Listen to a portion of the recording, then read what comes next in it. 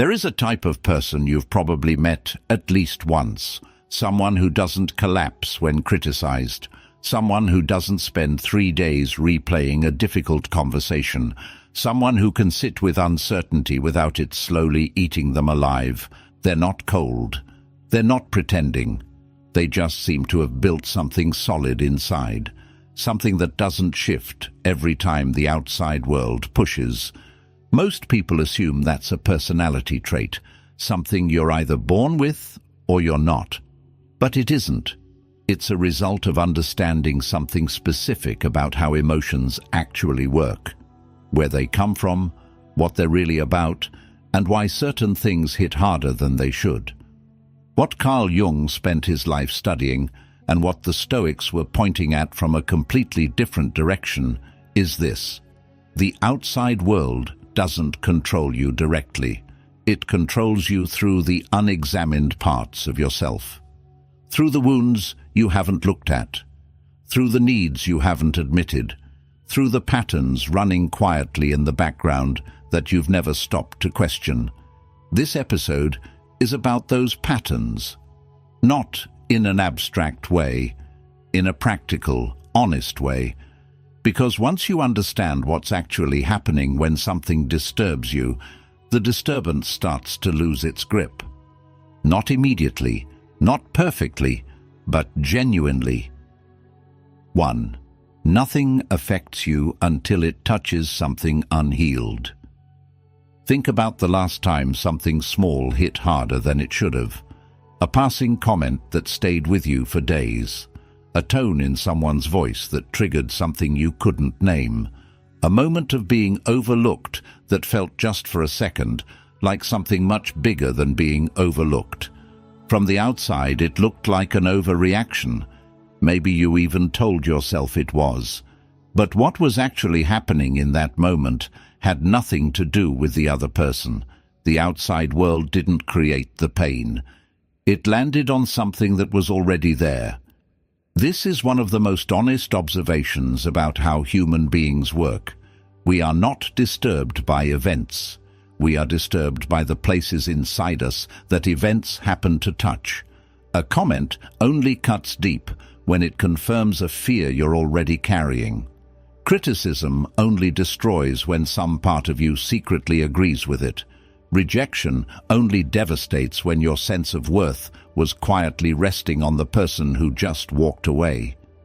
Most people respond to this by trying to control the outside, managing what people say, avoiding situations that feel risky, building walls against anything that might sting, and on the surface that seems reasonable. But what they're actually doing is protecting the wound without ever looking at it, which means the wound keeps running the show. Jung noticed that we each carry a map of sensitivities we didn't consciously choose. The person who was made to feel small for showing emotion grows into someone who cannot tolerate being seen as weak. The one who experienced early abandonment learns to need constant reassurance, and then resents themselves for needing it.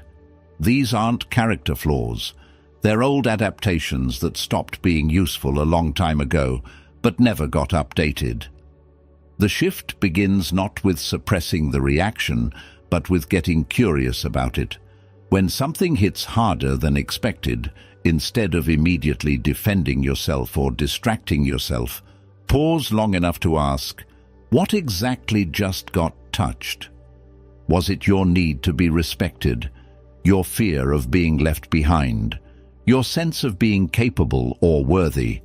The question itself begins to loosen the grip, because a wound you can name clearly has less power over you than one you only ever feel blindly. The world will keep sending difficult moments. That's not the problem.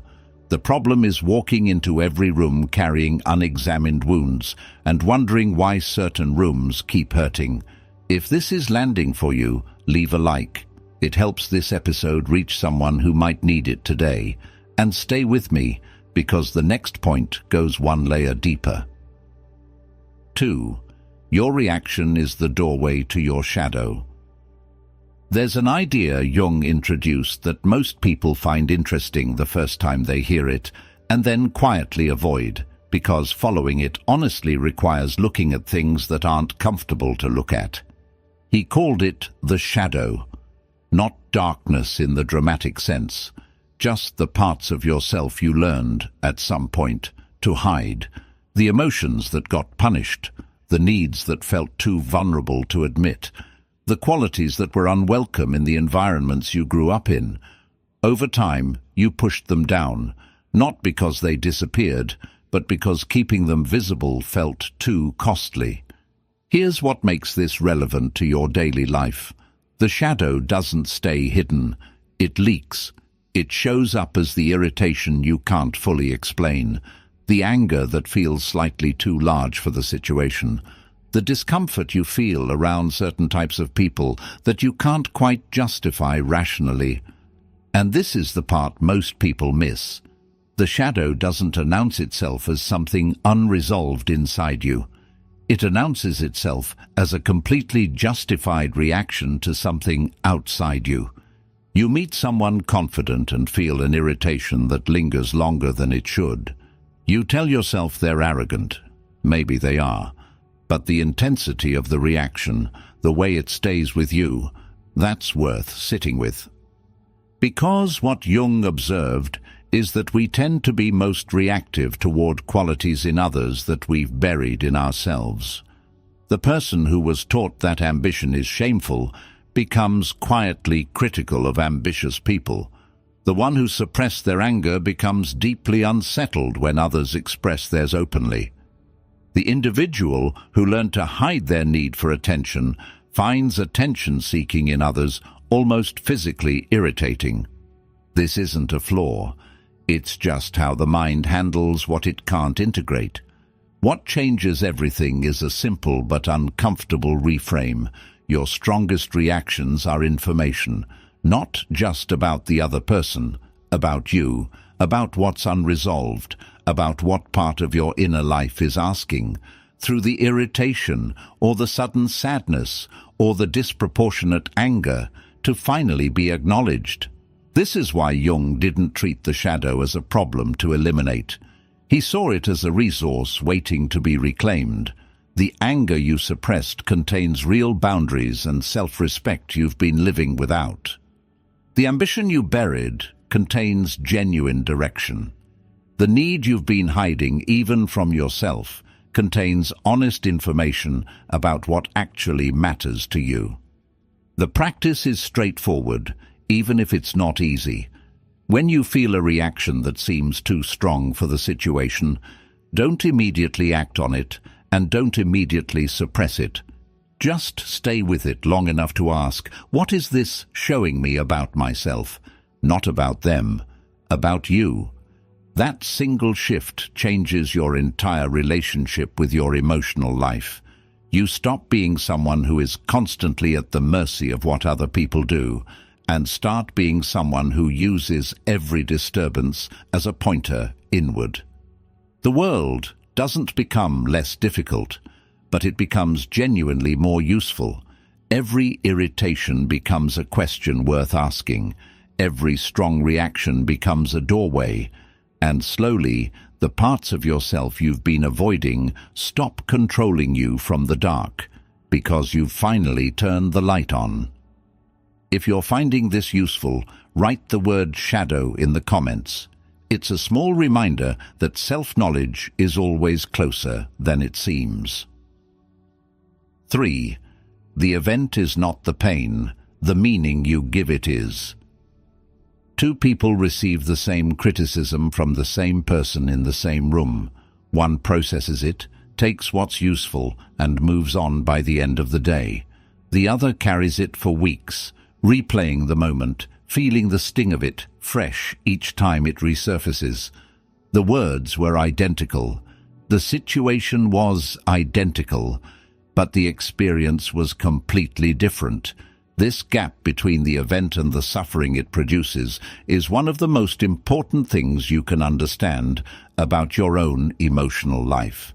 Because what generates the pain and determines how long it lasts is rarely the event itself. It's the meaning your mind assigns to it. Epictetus built an entire philosophy around this one observation. He wasn't dismissing suffering or telling people to toughen up. He was pointing at something structurally true: the same loss, the same rejection, the same failure. None of these carry a fixed emotional weight. They carry the weight of the interpretation placed on them. Marcus Aurelius came back to this constantly in his private journals, writings never meant to be read by anyone else, which is exactly why they feel so honest. He kept asking himself the same question in different forms. If I remove the story I'm telling about this situation, what actually remains? And the answer, more often than not, was something much smaller than the suffering suggested. Modern psychology arrived at the same place through research rather than philosophy. What they found is that the most significant factor in how distressing an event feels isn't the event itself. It's the rapid judgment the mind makes about what the event means. Does this mean I'm a failure? Does this confirm I'm not enough? Does this prove I was right to be afraid all along? The mind reaches for its existing beliefs and uses the event as evidence. And suddenly, something that could have been a minor difficulty becomes confirmation of a fear you've been carrying for years. This is where things get both harder and more freeing than most people expect. Because if the meaning is something you are generating, not something the event contains, then the meaning is something you can actually examine. When something hits hard, the honest question isn't, "Why did this happen to me?" It's, "What am I telling myself this means?" And that question, followed with real patience, often reveals something surprising. The criticism that felt devastating was being read as proof of unworthiness. But is it actually that? The silence from someone you care about was interpreted as rejection. But is it? The failure was processed as evidence that you should never have tried. But where did that conclusion come from? This isn't about rationalizing pain away or pretending difficult things don't matter. Some things genuinely hurt. Some losses are real. The point is narrower and more practical. Between the event and the suffering, there's always a layer of interpretation. And that layer, once you learn to see it, becomes something you can work with. The person who understands this stops being entirely at the mercy of what happens to them. Not because they feel less, but because they develop the ability to separate what actually occurred from the story they immediately began telling about what it means. And in that small gap, there is more freedom than most people ever realize is available to them. 4. Stop making other people responsible for your inner state. There's a pattern so common it becomes invisible. Someone says something dismissive and the rest of your day is gone. A person you respect doesn't acknowledge your effort and you spend the evening replaying the moment.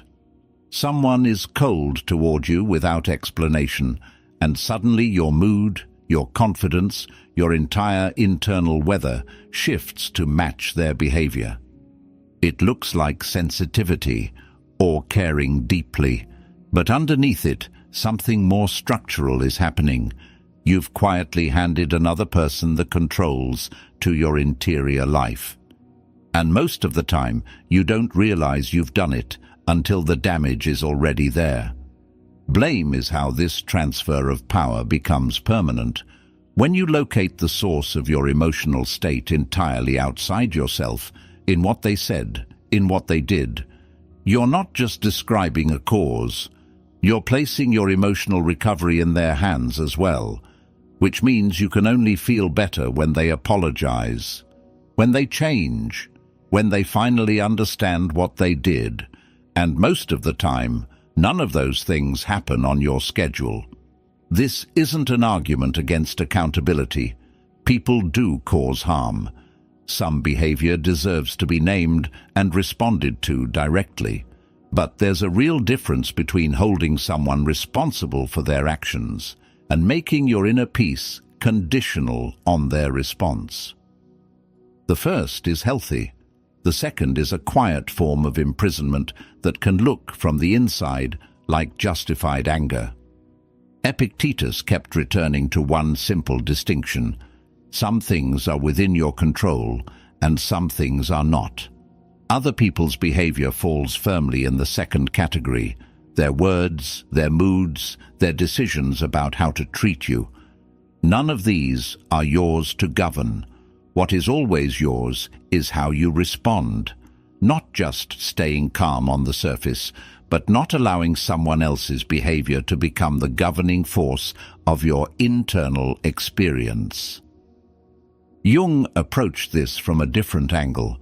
He noticed that when we depend on others for our sense of stability, when we need their approval to feel worthy, their attention to feel seen, their validation to feel capable, we're not really in a relationship with them.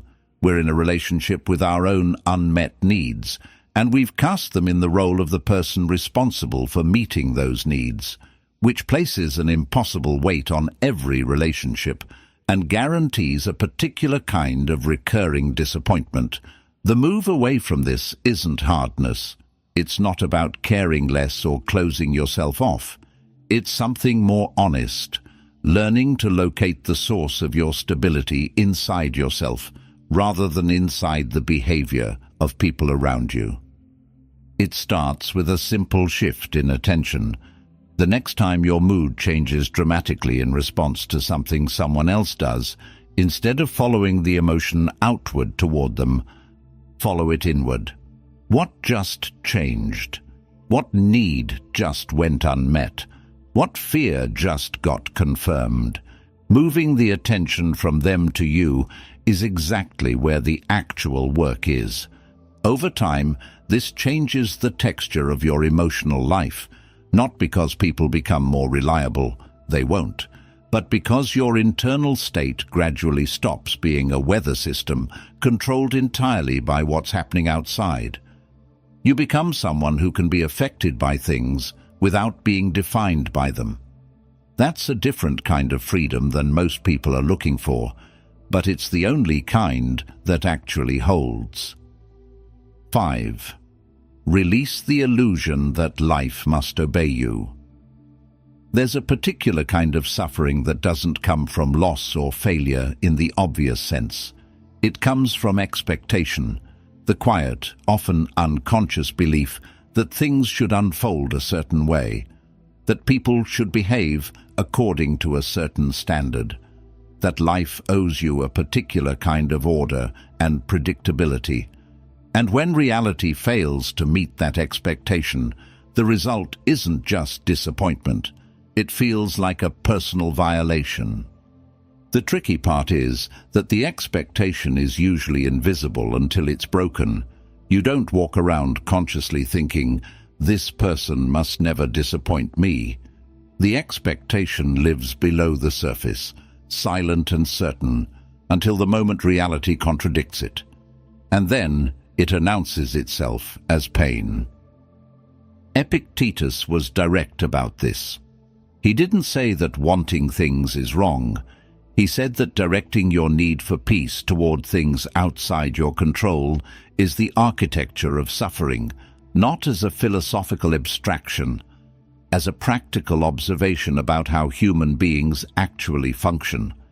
A person whose stability depends on circumstances behaving a certain way will spend enormous energy trying to manage the outside world, because the alternative, feeling what happens when it doesn't cooperate, is too uncomfortable to sit with. Marcus Aurelius lived this in an unusually direct way. He ran an empire, which means he spent decades watching carefully laid plans fall apart, watching people he trusted disappoint him, watching events go sideways despite his best preparation. And what his private writing reveals is someone genuinely working day by day on separating his effort from his need for the outcome to obey him. He acted fully. He just stopped requiring the results to validate the effort. That distinction is more useful than it sounds in daily life. The person who needs their partner to always understand them will experience every misunderstanding as a small crisis. The one who needs their work to always be recognized will feel diminished every time it isn't. The individual who needs uncertainty to resolve quickly will live in a state of low-grade anxiety for most of their adult life, because uncertainty isn't a temporary condition that eventually ends. It's the permanent texture of being alive. What makes this hard to work with is that the need for control often disguises itself as reasonable expectation. It's not unreasonable to want kindness. It's not unreasonable to want your efforts noticed. The problem isn't the wanting, it's the rigidity underneath it. The part that has quietly decided that if things don't go this particular way, something has gone fundamentally wrong. The release isn't resignation. It's not becoming indifferent or giving up on things mattering. It's something closer to loosening the grip, recognizing the difference between genuinely engaging with life and exhausting yourself trying to make life behave. And in the space created by releasing that second project, something steadier becomes available. Not certainty, not the guarantee that things will go well, just the quiet capacity to remain present with what's actually happening without needing it to be something else first. If this episode is giving you something useful, subscribe so you don't miss what's coming next, because the second half of this conversation goes even deeper. 6. Become the observer before you become the reaction. There's a moment, very brief, easy to miss, that exists between something happening and your response to it. Most people never notice it. The trigger arrives, the emotion rises, and the reaction follows so quickly that the whole sequence feels like one single event. Someone says something sharp, and you're already defensive before you've consciously registered what happened. Something goes wrong, and the anxiety is already spreading before you've had a chance to assess whether it actually deserves that much weight. The gap between trigger and response collapses, and a surprising amount of life gets determined inside that collapsed gap. Relationships get damaged in it. Words get spoken in it that take weeks to undo. Decisions get made in it that have nothing to do with the actual situation and everything to do with an older, more familiar pain. What both ancient philosophy and modern psychology agree on is that the gap can be widened. Not perfectly, not permanently, but meaningfully. And widening it might be the single most practical thing you can do for your emotional life, because everything else we've talked about in this episode requires it first. You cannot examine a reaction you are already fully inside of.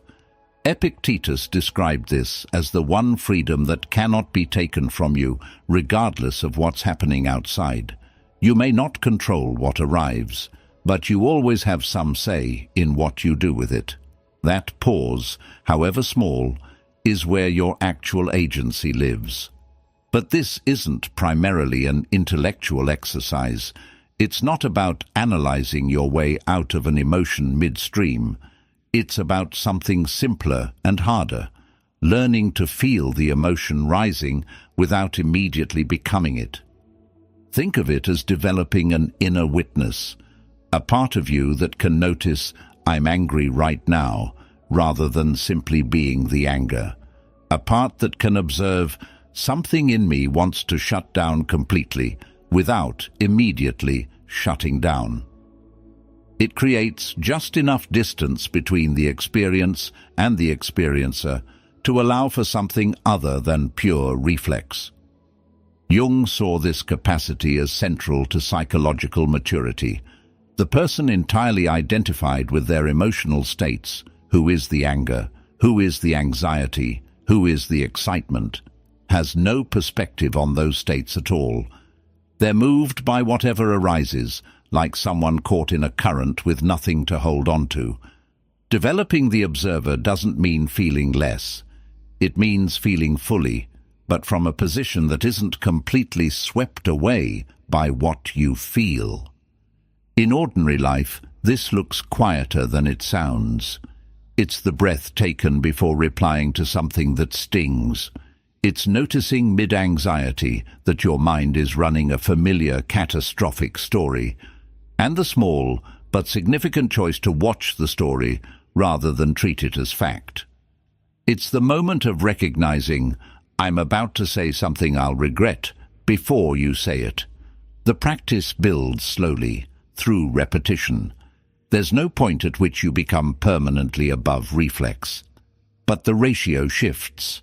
More moments of pause, fewer moments of pure reaction. A growing familiarity with what your emotional patterns actually look like from the inside, before they fully express themselves on the outside. And that shift, modest as it sounds, changes a great deal. Because a person who can observe their reactions before becoming them is no longer entirely at the mercy of whatever the world sends their way. They retain something real. Not control over events, but genuine authorship over response, which, in the end, is the only form of control that was ever actually available. 7. Stop feeding the false self that needs approval. There's a version of you that was built for other people. It developed gradually, probably early, in response to what got rewarded and what got ignored. It learned which qualities made people comfortable and which ones created friction. It learned how to present, how to perform, how to manage impressions. And over time, it became so familiar that most people stopped noticing it's a performance at all. Jung called this the persona, the mask we wear in public life, and he was careful to say it isn't inherently a problem. Some degree of social adaptation is just how human beings function together. The problem begins when the mask becomes the identity. When you start believing that the version of you that needs to be liked, respected, and approved of is the real you, and that any threat to that version is a threat to your actual existence. This is where approval becomes a vulnerability rather than just a preference. When your sense of self is tied to how others see you, every interaction carries more weight than it should. A compliment becomes evidence that you're okay. Criticism becomes evidence that you're not. Someone's indifference feels like a verdict. Someone's disagreement feels like rejection. You're not just navigating a social situation anymore. You're constantly managing a fragile internal structure that depends on external input to stay upright. And the exhausting part is how invisible this is from the inside. It doesn't feel like fragility. It feels like caring about quality, or having standards, or being a thoughtful person. But underneath the reasonable explanations, there's something more exposed. A self that cannot afford to be disliked, cannot afford to be dismissed, cannot afford to be seen as anything less than it needs to be seen as. The people who are hardest to manipulate, hardest to destabilize, hardest to provoke, they've largely solved this problem. Not by becoming indifferent to others, but by building their sense of self on something that doesn't require constant external confirmation. Their identity doesn't live in other people's opinions of them, which means other people's opinions, while perhaps noted, don't have structural power over how they feel about themselves.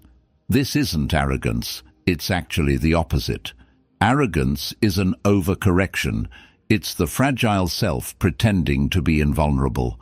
What we're talking about is something quieter, a groundedness that doesn't need to announce itself because it isn't performing for anyone. The practical question is simple, but worth sitting with honestly. Where in your life are you making decisions about what to say, what to share, what to pursue, what to avoid, based on how it will be received rather than what you actually think or value? Because every time you shrink something true about yourself to avoid discomfort in someone else, you feed the false self and starve the real one. and a self that has been starved long enough becomes genuinely hard to locate, even for the person it belongs to. The work here isn't dramatic.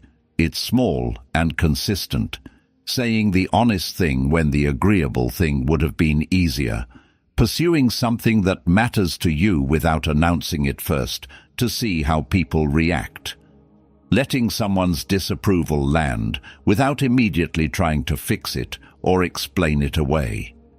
Each of these small moments is a vote for the self that doesn't need permission to exist, and over time, that self becomes the one you actually live from. 8. Train emotional immunity through discomfort. There's a common misunderstanding about what it means to become emotionally strong. Most people imagine it as a kind of natural toughness, something you either have or you don't. Or they imagine it as the result of enough positive thinking, enough self-belief, enough reassurance that everything will be okay. But emotional stability isn't built through comfort. It's built through the repeated experience of discomfort that doesn't destroy you. This is how the nervous system actually works. When you avoid something that makes you anxious, the anxiety doesn't decrease, it grows. The avoidance teaches your system that the thing was genuinely dangerous, which makes it feel more threatening the next time it appears. Over time, the circle of what feels safe gets smaller and smaller, not because the world became more threatening, but because you trained your nervous system to treat discomfort as a signal to escape. The reverse is also true.